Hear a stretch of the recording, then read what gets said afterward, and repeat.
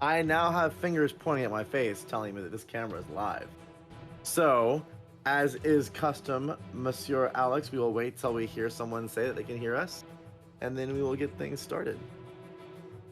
There's actually a fun, oh, yep, they can hear us. People are here. People are jumping in.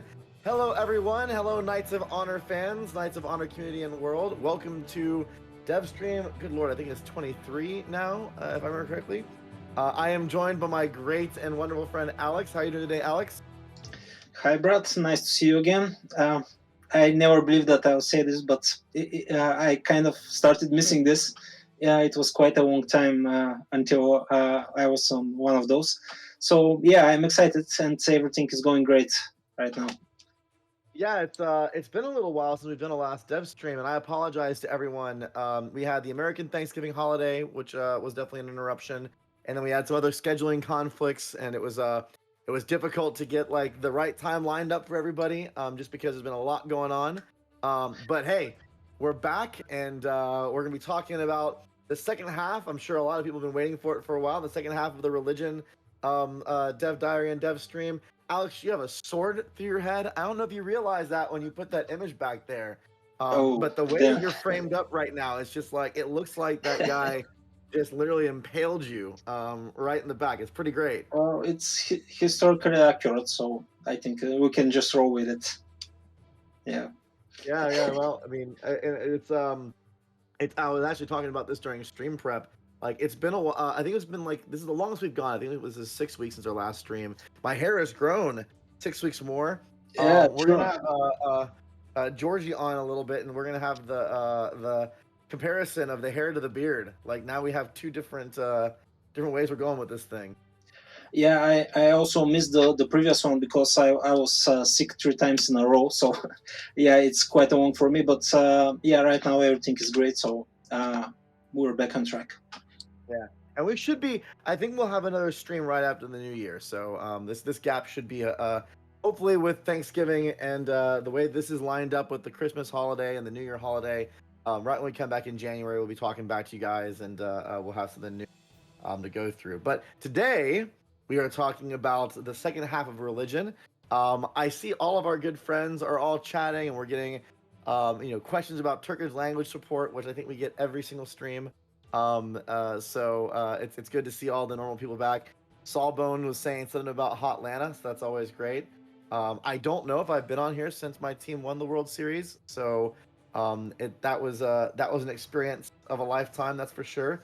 But we're gonna go into the topic for today and start going. So why don't we, before we get into the actual topic from this stream, well, this is actually the second half of two different of dev diaries and dev streams, right? So last time we talked about the Catholic and the Orthodox religion, I believe. Is that correct? Yeah. We covered the Christianity, and previously we had one for the in general for religion and what kinds of differences does it bring in the game. So this is today I think that we'll be able to close the topic on the religion. Yeah, and I'm super. So not that I'm gonna be. Well, I guess I am gonna be biased. To be honest, I'm gonna be a little bit biased. We're talking about my favorite in-game religion today, which is paganism. I, for some reason, love the pagan religion features in Knights of Honor 2 Sovereign. But we're also gonna be talking about the Muslim, the Islamic kingdoms and their religion stuff. So we have a quite to get over. Yeah, I know Kings of Honor. I'm just a dirty little pagan. We have quite a little to go over. So let's go ahead and jump right in. We're gonna start with the Islamic religion. By the way, if you haven't read it, the dev diary is live on our community site, so community.knightsofhonor.com. Recommend you check it out. Both of them are up there, and you can read all of the details that we're going to go over there, at least as a starting point, and then obviously we're going to talk about a little bit more as we go through the talk. So to start off, so kind of similar to what we said with the Catholic and Orthodox religions, the Muslim kingdoms have some baseline advantages by being Muslim. So maybe you can talk a little bit about those and what those provide you as kind of a starting point. Yeah. The Muslim kingdoms they are divided in Shia and Sunni Islam. They have similar bonuses, which are basically similar type of bonuses but different values. of those bonuses in general. And the most important bonuses from all are higher production of faith, which is the currency that is called piety for the Christians, and tradition for the pagans. So they have more, so to say, options to play with religious characters, and they can more often use them for their actions.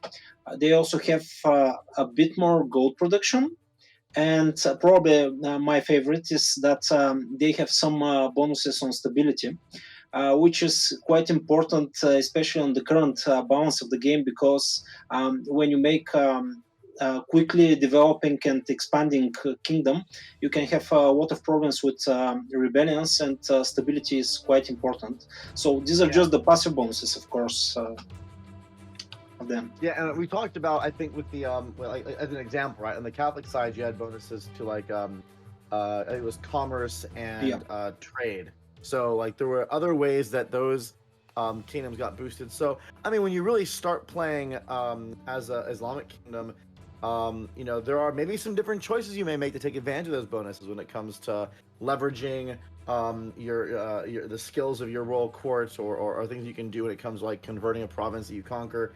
It does give you a little bit of a start, because I mean, books and faith, especially in the beginning, or sorry, faith and gold, but especially faith in the beginning, can be a little bit tricky to come by. Some of the faith buildings are a little bit deeper in the province update trees.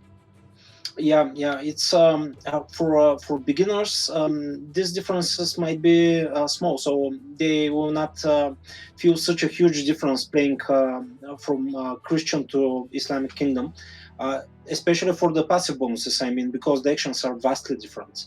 But the passive bonuses do matter if you're a more advanced player. You try to min-max your strategy, and then the little differences lead to some more significant effects that you can take advantage of. Yeah. I mean, I think it's a nice you know, tone setting change based on which part of the world you're playing in and what the faith of the people are when you start, and then having a way to like kind of capitalize on those unique aspects as you're kind of progressing. I mean, even if we're I think all strategy fans like to believe they're somewhat a min-maxer, right? Like you play the fantasy a little bit, but all of us attempt to play well. I think there's some that actually are, and there's the ones that think they are. But still, I think having that like bonus in the beginning, I definitely, you know, for me, it certainly influences how, you know, the decisions I play. I know that actually, not this last build, but the build before, the milestone before, I played exclusively just Islamic and Muslim nations and tried that out, and definitely had a different strategy for sure. Now, there's another big change that is about the religious buildings, and we talked about this again. We talked about the core aspects of religion, where there are some uniquenesses in both some buildings as well as the bonuses that certain buildings give. So, can you talk? Yeah. Well, Kings of Honor, I'm not going to say which one you may or may not be when it comes to being a min-maxer or a wannabe min-maxer. I'll let you self-evaluate. So when it comes to the buildings, what are the differences between, what are the unique elements of the Muslim buildings, of the Islamic buildings? We can basically separate the differences in two groups. There are some unique buildings and upgrades that Islamic or Christian kingdoms can do or cannot do.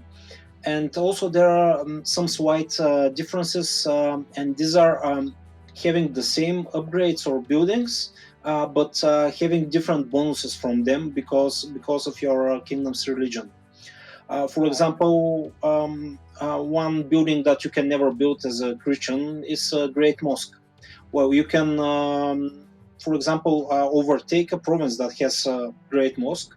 Of course, you receive just some of the bonuses that building provides. But there are some upgrades that you can never do. For example, let's say in the housings, if you're playing Muslim, you can make an upgrade which is called enclosed gardens. And Christians, for example, I don't know, can I say this? Are we old enough? Are everybody old enough? Well, they can. You can have brothels as Christian player. they're part of that time frame, so I think it's all fair Yeah, game, right? yeah, absolutely. Also, as a Muslim kingdom, you can have some very cool buildings that are related to trade and upgrades. For example, some of the upgrades are you can have caravanserai, you can have muhtasib. Sorry if I'm not pronouncing some of this correctly, but yeah. You can also have, for example, an upgrade which is called harem in your royal palace. All of those are not available for Christian or pagan kingdoms, of course. Yeah, Um, I know the one that we talked about in the dev diary that I thought was interesting was the difference between the like the how the winery works, because historically speaking, I guess there was a alcohol is forbidden in those areas, so the winery bonuses work different. There's also a spice shop and a carpet maker. It's like some of these things that are a little more like we talked about before. It's not historically accurate, but historically inspired. How does the winery works completely different, right? Like it has its own little set of functionality. Yeah, we have debated on completely removing such buildings for and upgrades for Muslim kingdoms, but it actually would break the whole technological development actually, because you need it for a lot of stuff like distilleries, which later on produce. You need them for medicine, you need them for ink, and so Right, on. right, right. So we have allowed this upgrade for Muslim kingdoms, but they receive less bonuses from them. For example, Christians and pagans would receive bonuses on happiness. For example, they get gold from candles, and when you play as Muslim, you have less of those bonuses, or some of them you don't get it at all. But you have some bigger advantages. For example, when you produce carpets, spices, camel trade, and so on, because they were more better developed in Muslim kingdoms, and we wanted to make this not just as a flavor, but actually a more significant part of the gameplay. Yeah, I think that's really cool. By the way, I see a few people typing. I'm not sure what the different language is, but please keep the chat in English because I don't know. I can't read comments in non-English, so I'd really appreciate that. Yeah, I think that's a really a commitment and just how the religion works in general. It's not something that is completely asymmetrical, I would say, but there's a lot of unique elements that definitely make them play differently, and they're not just on the surface and cosmetic. They actually can change like your build order, or how you leverage a certain building, or what purpose it's for, or what you may do with those goods. I think that's Yeah, it definitely has an impact. I think that's really cool. yeah, Now, it's even bigger. I just want to add something on this. There are some different requirements. For example, if you want to complete your merchants guild as a Muslim kingdom, you need some different resources than Christian. So some provinces are more important for you than if you pay as one of the other religions. So yeah.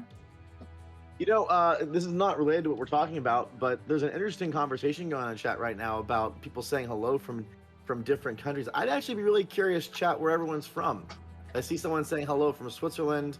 Obviously, we have our Bulgarian friends here. Over in the U.S. I'm sure people are from all over the place. We have Germany.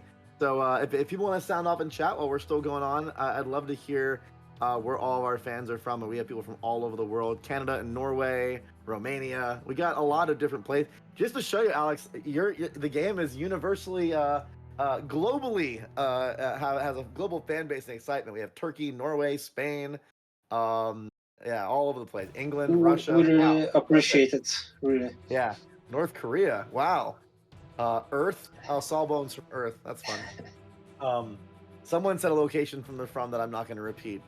We'll see how that goes. Algeria. So let's go into the next part of this. So as we talked about, the rural court is kind of that center, like a structure that a lot of these features are based off of. So we have our kind of religious rural court class, and they have different names for the different religions. So for the Islamic religions, they're called scholars. and they have their own, just like the buildings and the bonuses. They have their own unique mechanics, and one of them is this idea of being able to send your scholar on a great journey, to journey across the world. So, I mean, you can tell our audience a little bit about how this great journey mechanic works for scholars. First, it is not something that you can do all the time. It's on the opportunity system. It's based on the opportunity system. So from time to time, you have some destinations you can visit. It's a good idea to check them on the map to see.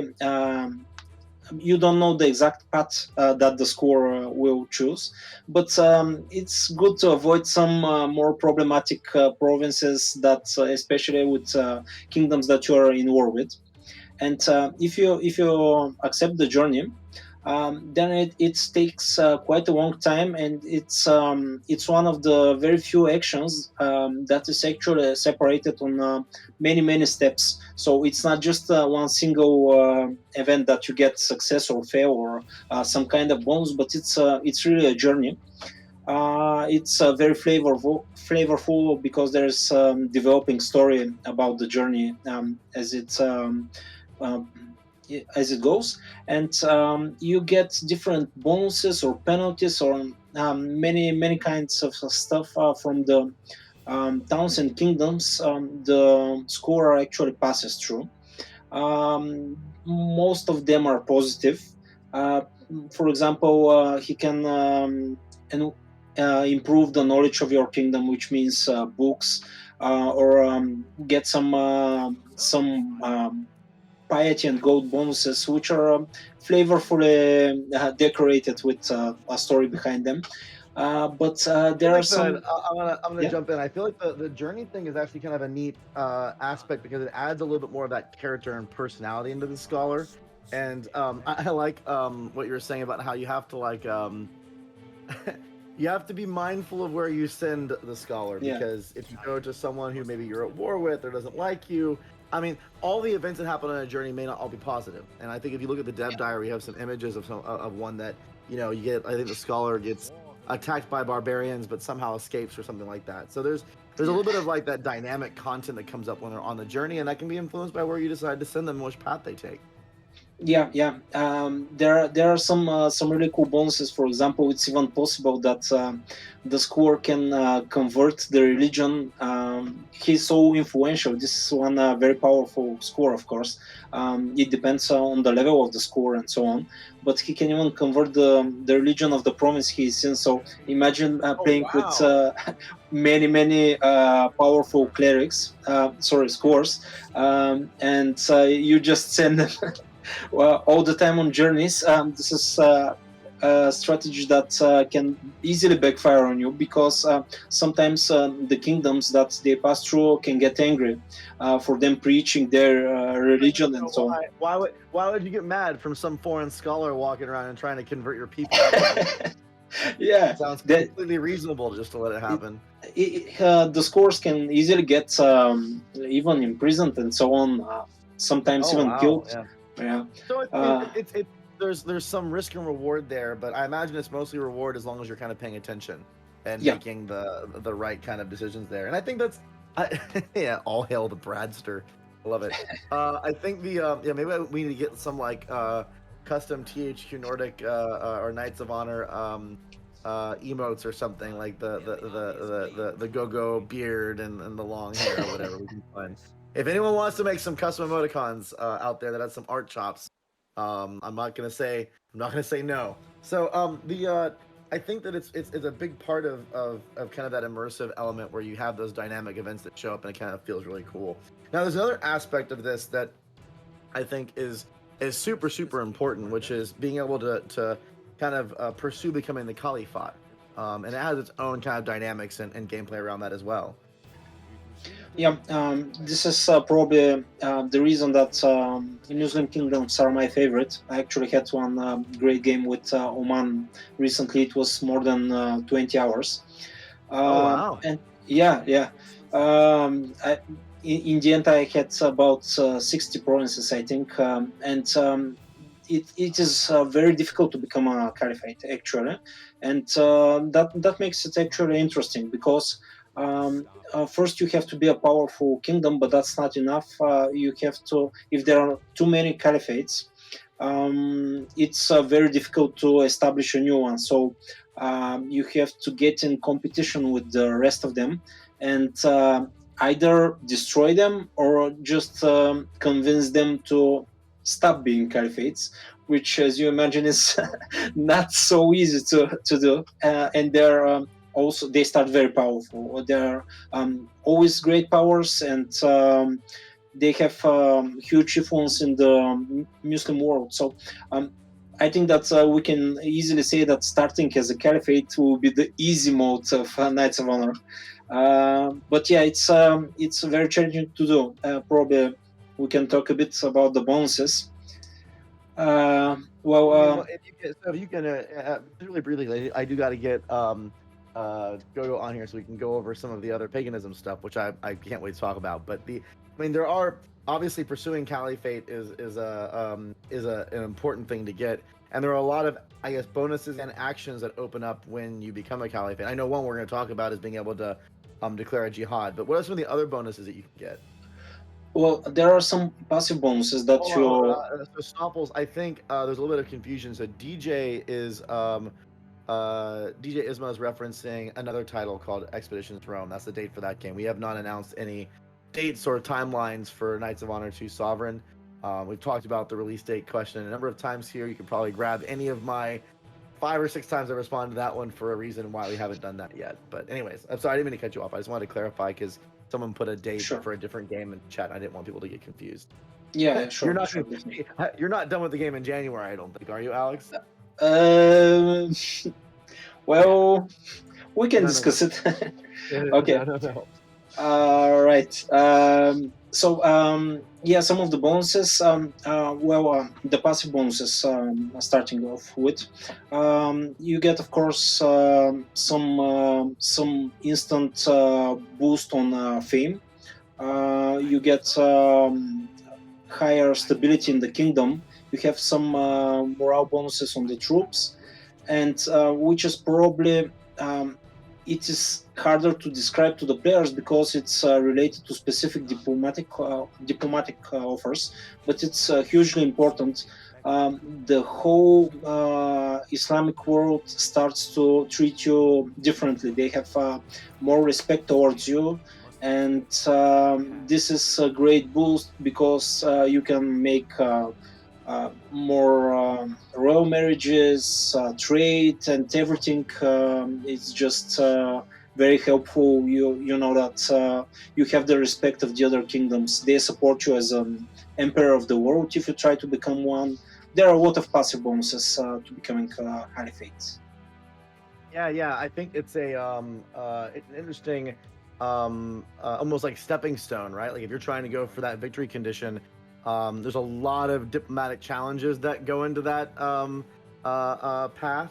So maybe securing that kind of support from the people that share your religion, and maybe even spreading it around a little bit with your scholars. Like some of these things kind of like tie together, so they kind of help you to decide how you want to get the world to agree that you can be the emperor of the world. So I think that's really cool. So the last thing we want, two things else we want to talk about before we get Gogo on. We're running a little bit behind. Really quickly, because I know everyone has questions about jihad. So how do the jihad mechanics work? Because you're able to, once you become a caliphate, you can declare a jihad against somebody. Okay, jihad is generally a holy war. You cannot declare it from towards against other Muslim kingdoms. So you have to be in war either with Christians or pagans. Not every war you lead as a caliphate, of course, is a jihad. There is some cost of declaring one. But once you declare one of your wars as jihad, you get some instant additional bonuses like morale. And here, to keep it short, again, the most important thing is that the other Muslim kingdoms are much more likely to join and to aid you in that war. And the kingdom that is in war against the Caliphate is actually a pretty big problem, especially if it's near the Muslim world, and if it has more relations with the Muslim world, for example, trade and so on. Well, this war can be devastating for that kingdom. And also it provides a lot of bonuses once you started. For example, your clergy, which are the scores actually for Muslim kingdoms, their opinion rises when you declare jihad, when you win it, when you win battles, and so on. But there are some penalties if you want to just sign peace half the way. So Yeah. it It might sounds be. yeah. I mean, it sounds like jihad is a way to really kind of leverage your relationships and and kind of the motivation of your people in that war against someone that's not of that faith. And I think this is a neat. It may seem a little bit subtle at first, but it is quite different than the crusades that the Catholic kingdom can put in, because you have direct Yeah. control. It can be to your benefit. You can conquer someone with it directly, as opposed to it being under control of like the Pope or the Catholic Church. And so there's a lot of different elements Yeah. there that make It's it unique. completely different from the crusade. There is mechanically there's almost nothing alike in those two mechanics. Yeah, super Yeah. cool. Last thing before we bring Gogo on, so we do have the two Shia and Sunni arms of kind of the Muslim religion based on which kingdom you start with. And there are some subtle, there's not many differences between the two. It's not like Catholicism and Orthodox, but there are some slight differences, I think, in their bonuses or kind of how they generate faith and whatnot, right? Yeah, the differences are really slight. They're the most important are which cities are considered holy by Sunni and Shia followers, and there are some smaller differences, like, for example, Shia have higher stability bonuses, but are more zealous, and they can have more tension with provinces that have other religions and kingdoms that occupy their lands and so on. This is very More, briefly the that is difference. definitely one of the more like flavor category differences. So it's there, but it's not like as Yeah, extreme as some of the other yeah, changes. it's So true. It's true. well, And well, I see some also, people that are. We got to move on because we're taking too long on this yeah, one. So okay, sure, sure. I see a lot of cool comments on people that are excited about playing the as chat's been going on, playing some of the different Islamic religions and whatnot. So it's cool seeing how different people kind of slot into the things that they're excited about. So Alex, we're gonna bring you back for the questions. But now I'm gonna talk about the religion that I have the most fun playing. Gogo's gonna join me. So let's bring on the epic beard. Everyone, let's we need beard chants in chat to bring Gogo on. He's beard famous. Gogo, there you are. Yes, Hello, hello. beard. How you doing, Happy man? to see you. I'm good, great. I've been listening to some Viking pagan metal today to get pumped to talk about this. So, You've been here listening we to are. Viking metal to get pumped for the stream. Yeah, absolutely. Oh man, if I wasn't worried about DMCA, that would be so much fun to play that as a background when we talk about the paganism. It's like Viking would be great. thrasher metal. Absolutely. You'll have to send me your playlist after the stream. Maybe I'll play that in the background here later on. Yeah, Okay. Kings of Honor. That's commitment. I agree. I see like there's some other people that are fans of this too. So we're gonna talk about paganism, but before we do that, really quick, how have you been, man? How's life? Yeah, it's been going all right. Nothing interesting to say apart from the fact that it's snowing a lot in here. Winter is really heavy, so I've been driving my RC cars out in the snow and having fun like that. You have RC Yeah. cars that you drive in the snow. Yeah, sometimes, yeah. Just That's off-roading. amazing. Yeah. You wouldn't know it's snowing outside with the sacrifice pyre or whatever is going on behind you. Yeah, in the desert with the monoliths in the background, yeah.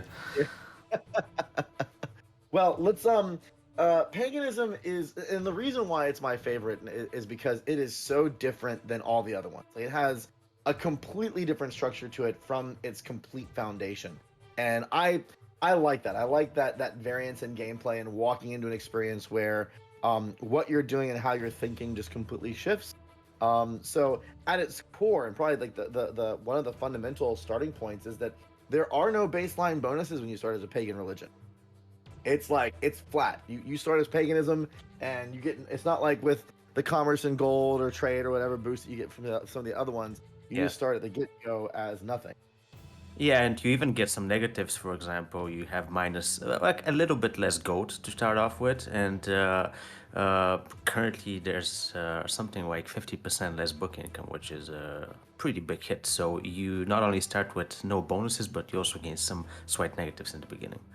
Yeah. But see, then it gets balanced by the cool stuff. So, Yep. pagans have shamans as a royal court member, and unlike I mean, all religious characters are very powerful for the different religions, but shamans are exceptionally powerful. They have a completely different structure to them, and one of them is the ability to promote a belief, and you have a whole different menu of beliefs that you can pick from.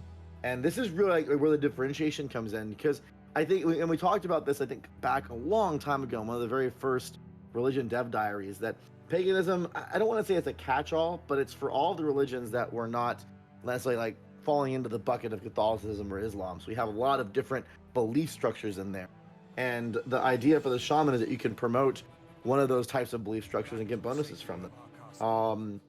It's Yep. so cool. I mean, can you tell us a little bit about like what the different options are for promoting and kind of how they work? Yeah, absolutely. So, as you said, each shaman can promote a belief. Right now, we did implement, like, we have a limitation in terms of how many you want to have at a given time. Potentially, any shaman can promote a belief, but right now we have limited to 4 per kingdom. But we are playing around with that number, so it might turn up to be 9 in the end.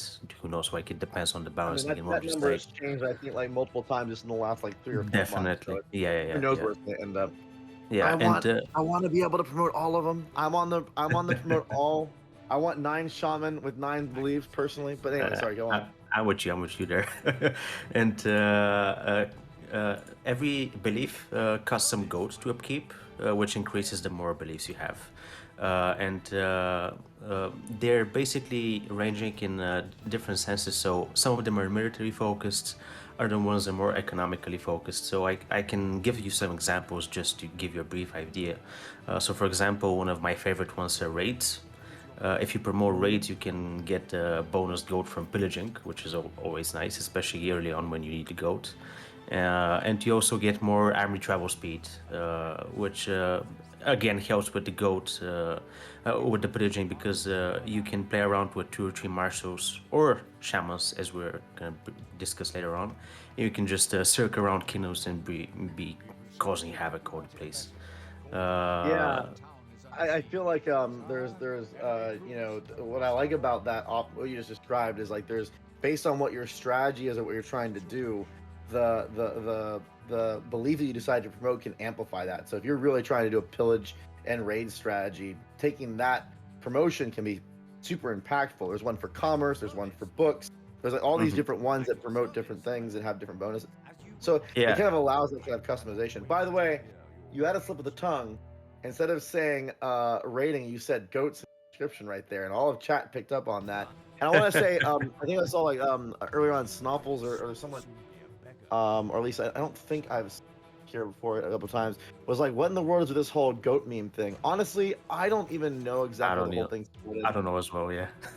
It's been going on since the beginning, and there are some goat believers out there, and it's just, I mean, welcome to the Knights of Honor 2 stream Twitch community. It's pet your goat on the way in, like that's the way it works. Yeah. So Yeah. I can um also give you a different example of a belief that is more defensively focused.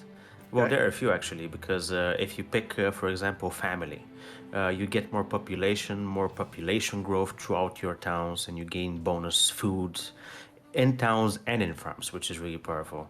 So in theory, you can be more peaceful with that belief and produce a lot of food, maybe export that to gain gold, and have more population for defense or for recruiting troops, whatever. And on the same spectrum, you can also promote something like freedom, which, for example, gives you more defensive capabilities, more morale at home, siege resilience, army defense. So there's a good balance of offensive and defensive opportunities you can gain from those beliefs. Yeah, I see Snopples is getting right into the theme of things, and it says Godism needs to be one of our beliefs you can promote. And I honestly kind of agree. Godism should make it into the game. I don't know how we want to color that so it's not a complete destruction of our historical theming, but I think it deserves maybe it's time. We'll see. So April 1st, DOC. yeah. April 1st DLC. I like that. The other thing is that, and this is, I think, another aspect of the uniqueness of pagans, right? So in paganism, the shamans are a whole different class of royal court member, and they're very different than all the other royal court members. They have their own strengths when it comes to like giving those bonuses, and they have some of the actions that other like the clerics and the scholars can take, like converting or whatnot.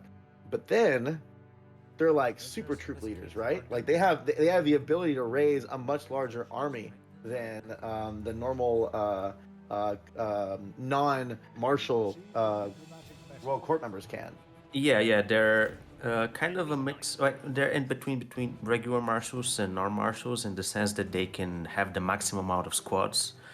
They're not limited to 5 as merchants and diplomats and spies are. So you can have a shaman in the beginning. You can order him to promote a belief, and then you can immediately send him into combat, and you would have those troops available. The only downside, of course, is that because he is a cleric type character, he's called shaman, he doesn't get the opportunity to gain many military focused skills. So his pool of skills is a little bit more, well, it's more towards the cleric side. So he's not that efficient in terms of skills, but he can be really useful if you want to hire something for a brief moment. For example, rebels are appearing. Hiring a shaman and getting him to lead an army is more efficient than hiring than getting a merchant, for example. I think because you can give them some martial skills, and because the shaman doesn't need a martial skill in order to lead an army. I Hmm. mean, I think there's probably a way where you could play with a pretty heavy shaman military force and make a run at it. Like you could Oh do some yeah, cool stuff, and I yeah. think The that's first time super I compelling. First time I played with the Pagans, that was my strategy. I had like full court of shaman. It was all right for like a good majority of the game. Although after that, you kind of feel that you have to branch out and get some merchants, marshals, whatnot. Yeah, I just like I love the added depth of being able to, especially in the beginning, right? I mean, in the very beginning of the game, instead of hiring your marshal to deal with your army in the beginning, you could have two shamans running around as kind of your initial military force and leverage the bonuses to get a jump start. So it really, I mean, to that whole min max thing, it really does change how you start your initial projection. And you know, even in the original Knights of Honor, like there was getting that marshal early was important because you needed to be able to have, even if you were playing defensively, you need to have some military projected to protect your borders to discourage someone declaring war against you. Yeah. So you grab 2 or 3 shaman and use those as kind of your like stoppage force. All of a sudden, you can do your own growth curves of like developing your provinces and leveraging those bonuses for trade or for whatever you want. And then as you ramp up, maybe a little bit better than your neighbors, you go get that marshal and do the next step. And I think that's a super um, intriguing strategy to really like try playing a little bit differently than you would from some of the other religions. Yeah, it's super cool, and there's kind of also the moment when I play a pagan, I'm kind of really anxious about losing my shamans because usually they promote a belief. So losing a shaman not only Oh, loses a that's court member, true. There's but a you risk also there lose too, the huh? bonuses. Yeah. So it's a Yeah, little so you bit just of a gotta make dangerous yeah, side. yeah. That's a good point. That's a good point to mention.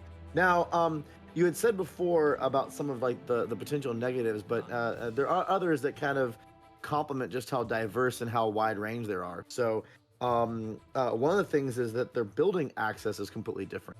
So they don't have access to the same building bonuses and special goods that some of the other religions have. Yeah. So for the pagans, the biggest, let's say, it is a negative. The biggest negative is that you don't have a few big buildings like cathedrals and universities that are specific for that are buildable by their religions. And of course, that means that some resources that are produced by those buildings are not available to you.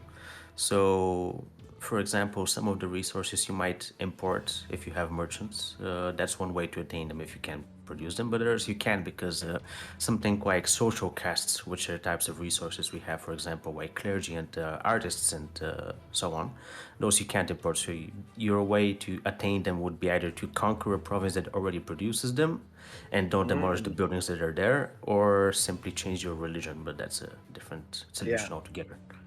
Well, and that's a different. I think we talked about this in the dev diary as well. So since you mentioned, I'm going to go ahead and jump in there, right? Like it's also easier to convert from paganism to one of the other religions if you wanted to maybe change your kingdom to a different religion, correct? Like it's an easier path than some of the others.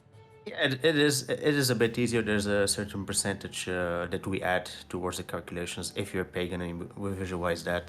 If you decide to switch around your tactics mid-game, for example, if you want to fast start with conquering and then you want to switch a religion which is focused on, maybe if you have a lot of provinces that are orthodox and you've converted and you've conquered them and you don't want to convert them to paganism, you can simply switch your religion. But I don't like to do that personally, because if I go pagan, I go to the end. But I think there's some really interesting, like you said, meta strategies there, where it's if say you decide in the beginning to leverage the pagan uniqueness bonuses to get a different starting position, and then say switch over to Muslim and try to quick angle over to a caliphate so you can get the benefits of the kingdom as you're trying to get Yeah. the vote for emperor of the world. Like there are some paths there that are quite multi-layered and complex when it comes to how you may capitalize on that advantage versus if you're a Catholic religion, deciding to change over can be really expensive and very risky and costly. You may be able to take advantage of that unique element and boost up, and then exit out and take those other baseline advantages of the other religions. But I think Yeah, yeah. it's just all of it adds together, just opening up a lot of possibilities. And I think that's the thing that I like about paganism the most. It allows a lot of different options to explore different strategies, both at the low level and the meta level as you progress. And I think that's Yep. super exciting. Absolutely. Well said.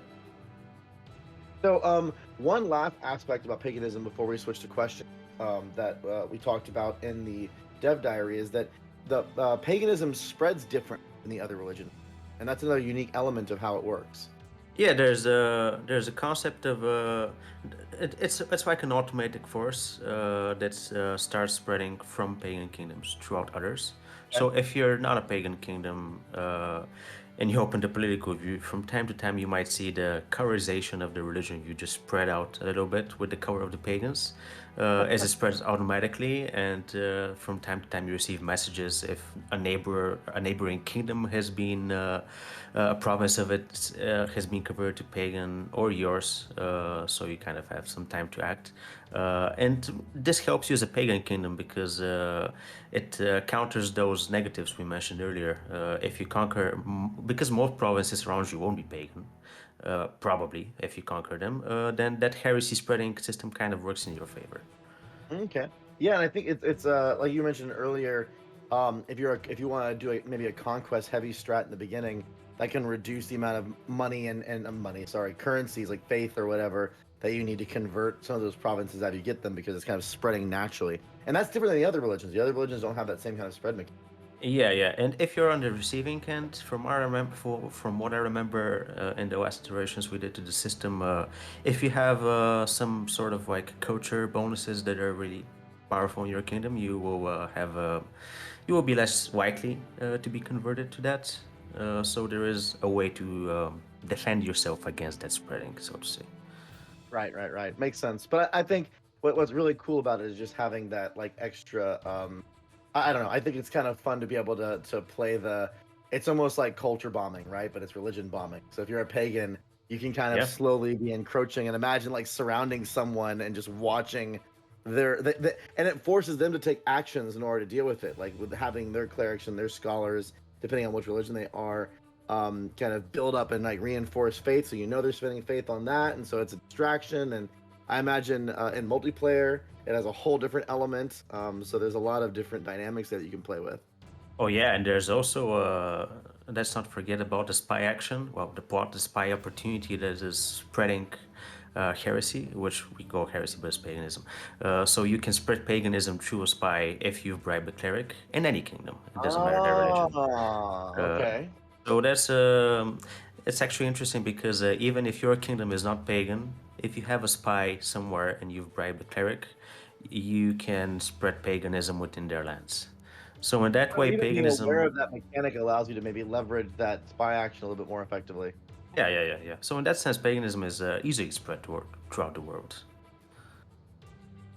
I want to see someone, I'm sure when the game finally launches, someone who gets the whole world to be a pagan belief, just spreads it everywhere, sending spies all over the place, just And then slowly converts eating to away at all. Christianity. That's right. Ah, forget all. We're all gonna listen to Viking death metal music. Well, go. Let's bring Alex back on here. We have about 15 minutes left, and we have not hung out with our lovely fan base on Twitch for a while, so I think it'd be great to take some questions. I've seen a lot of questions coming up here. We have some questions from our community site. So as a reminder, it's down this way, I think. If I point the right direction, we'll see. I think so. It's community.knightsofhonor.com. That's the way.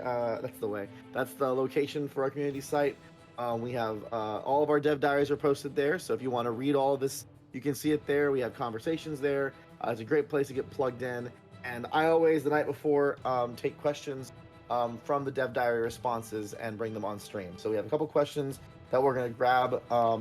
A lot of, honestly, this has been super exciting for this dev diary. We actually had quite a bit of traffic. I think 9 or 10 different comments, but most of it were just people excited.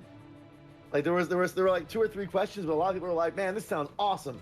I can't wait to play." Blah blah blah. So I think that's it's really encouraging to see such positivity from everyone about the end of the religion discussion feature set, and that's super cool. So thank you all for your kind and positive comments. So the first question, and I think hopefully Ivory's still around, but the first question was from Ivory Knight, and we talked about this during the stream, but I'm going to go ahead and ask it anyways. So you mentioned that the Islamic religions of Sunni and Shia have different holy cities, which they consider holy and defend aggressively. Could you explain more specifically how the AI Sunni and Shia treats these cities with regards to diplomacy and war? So I'll throw that one over to Alex, and you can answer that one, please. Okay, so basically, there are some decision-making mechanics, whether a kingdom will accept an offer, declare a war to you, or something like this. And generally, if that kingdom is Sunni or Shia, it checks whether you control some of their holy cities and what's your religion. It's a lesser problem if you're Muslim, but one from the other branch. And it's a bigger problem if you're pagan or Christian, and thus they are more likely to declare war, not to support you in any ways, and so on. These are the basic mechanics of decision making of AIs. So how does it and which cities are the cities they consider holy different every time, or is it the same each time? They're the same each time, but they're different from for Sunni and Shia. For Sunni, they're Mecca and Medina, and for Shia, Baghdad. Okay.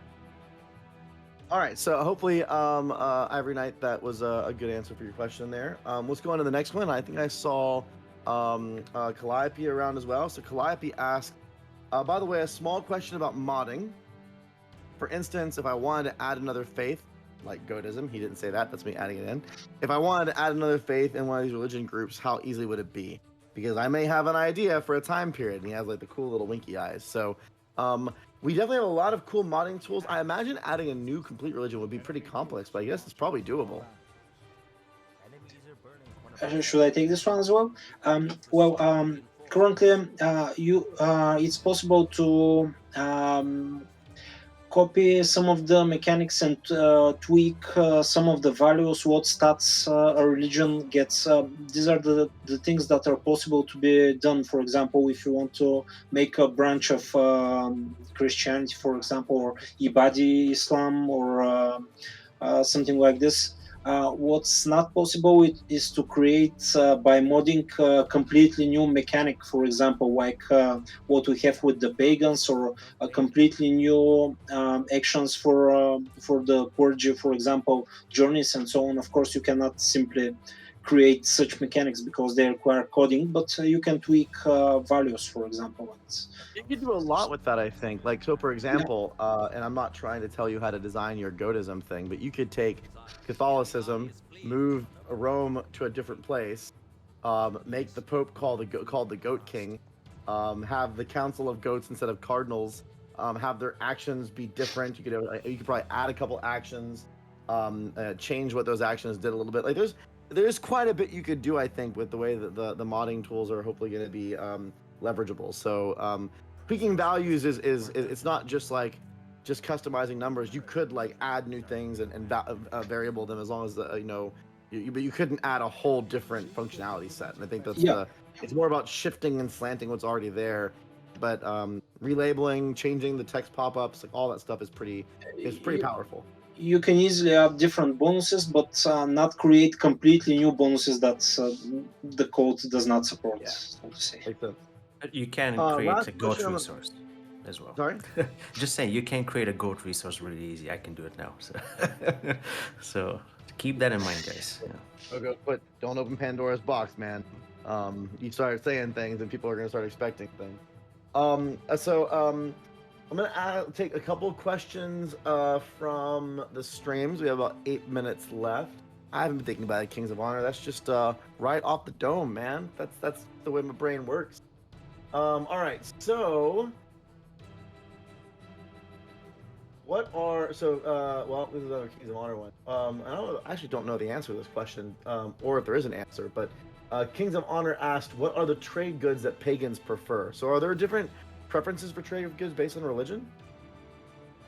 Preferences? No, there are. Well, in a sense, they are because we haven't talked a lot about advantages in detail before, but they do appear again, like they were in Knights of Honor 1.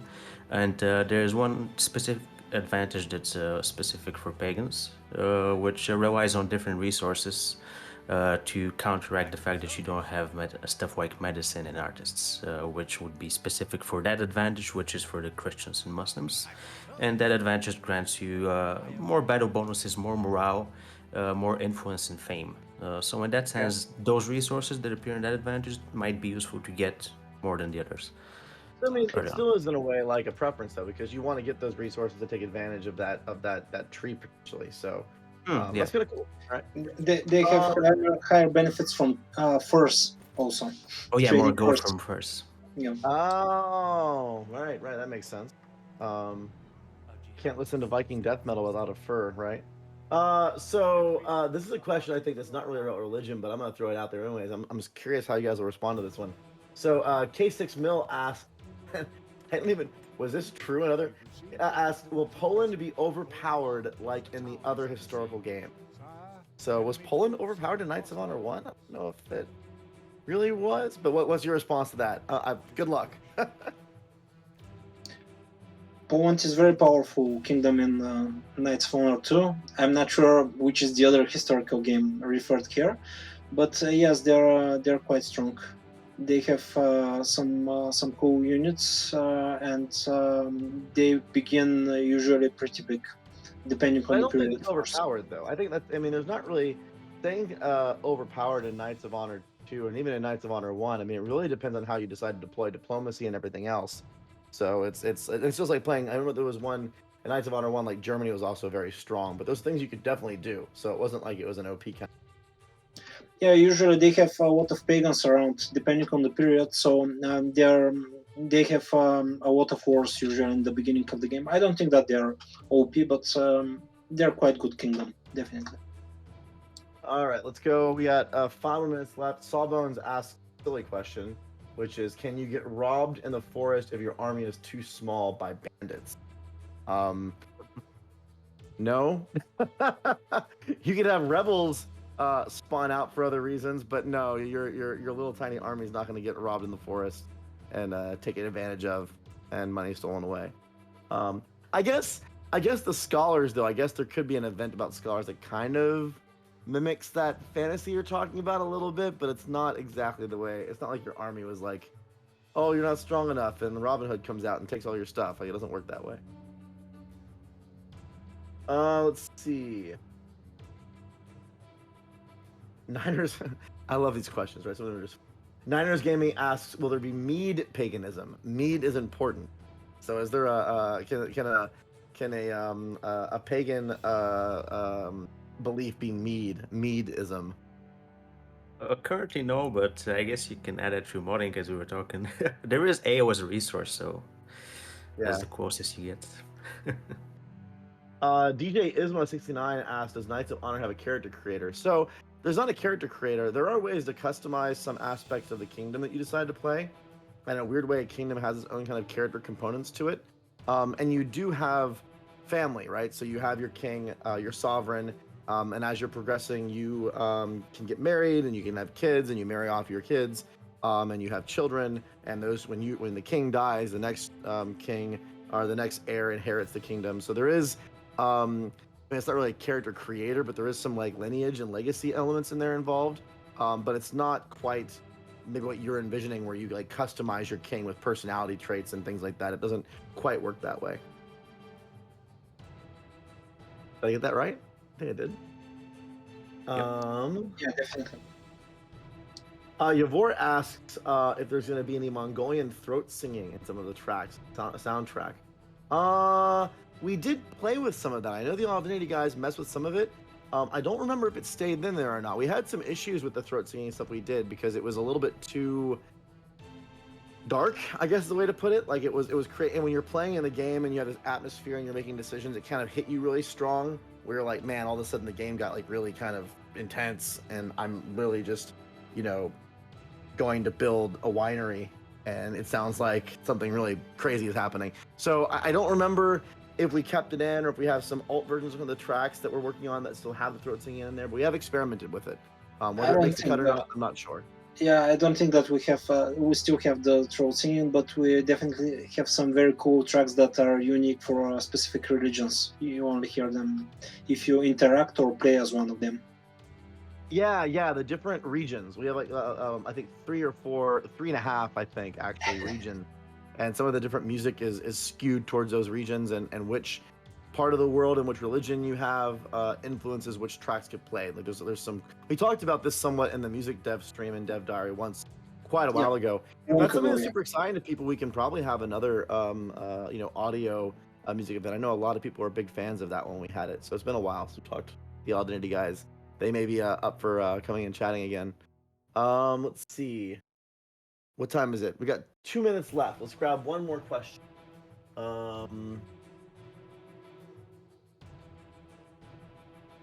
Yeah, so Calliope asked if they can repost the VOD on YouTube. We actually are going to be... So, I know there's been some comments about previous VODs not being up. I can tell you that very soon all of them are going to show back up. I can't give you an exact timeline, but there's been some things that we're doing with the way our YouTube channels are set up to help make it easier for all that content to be posted and displayed and everything. So expect that change to be happening really soon. If you want to give commentary on it and whatever, feel free. I mean, I wouldn't necessarily repost it verbatim, but if you have a little bit of stuff we do, I know we have some people that are translating the streams and doing some, I even think some people in here do some reaction videos to the streams, so welcome you to do that and to give your commentary. I will say that we do watch a lot of I mean, I can't watch the ones that are translated because I don't speak those languages, but I definitely often go about and peek out some of the commentary footage, and I believe Niners Gaming and Ivory Night Kings were doing some like post-stream stuff a little while ago, and I watched a couple of those. So yeah, if you guys produce content, we definitely pay attention to it and love it, and are excited about it. So have at it. And I think that's the last one. I will grab this because it's come up a couple times. Everyone asks about the beta test option and how we're doing with that. We still haven't announced those plans yet. I still think we're gonna do a couple different layers of testing. And some of it may start sooner than you may think, but most of the early testing is going to be under NDA, and people won't even know who's testing because we're grabbing small groups of players, getting their feedback and tunings. We want to produce the best game we can, and sometimes getting some player feedback is super important. So there may be some people that get invited into that, and they'd be under NDA in the beginning and wouldn't be able to expose that. And then we'll probably we've talked about how we want to approach maybe doing a closed beta or an invite-only beta. So those are all ideas that we're exploring. How we do that and when we do that and what it looks like really just depends on what the game needs to get the input and feedback and how we can respond to it the best to make the best game we can. And it's kind of an organic progression. So hopefully you'll hear more about that in the future, but at the moment we don't have any solid plan. I think that about does her. We are 1 minute over. Alex, Georgi, any last comments you want to throw out there to our fan base? They've missed us so much. Anything you want to say? Alex, you first. Sorry for the delay, and for the next time we'll do everything we can to provide some footage from the game, something new, but I promise just on 99%, not 100. Okay. You heard it here. 99%. We're gonna see some new footage next week. Demon Hunter, you asked about number of units. I'm sorry, I missed that one. We did do some conversations on military stuff, but I think we should do a stream on that. So let's save that conversation for a stream and a dev diary about more of the military stuff. Gogo, any comments you want to say before we close it out? It was a blast. I was also, as Alex, anxious to talk about those stuff because it's really interesting to me and to all of us. So just so I can mention something for the chanting because it was mentioned. Remember when we were implementing the shrines for the first time, and a bunch of the guys were gathered up in the lunch break and just chanting with the audio designer with some microphones, and we had those recordings for a lot of the time. So when you click on a shrine, you heard that. So we did have some chanting in house, just to say. Awesome. Well, everyone, thank you so much for joining the stream. I hope you had a good time. The next one won't be as long as this one. That was just a rare gap, and we look forward to bringing our new content to you here in right after the new year. So have a great holiday. Have a great new year. Everyone be safe. Have fun. Enjoy family and friends. And we will see you with more Knights of Honor 2 Sovereign content after that. Thanks very much, everyone. See you later. Cheers. Happy holidays. Bye.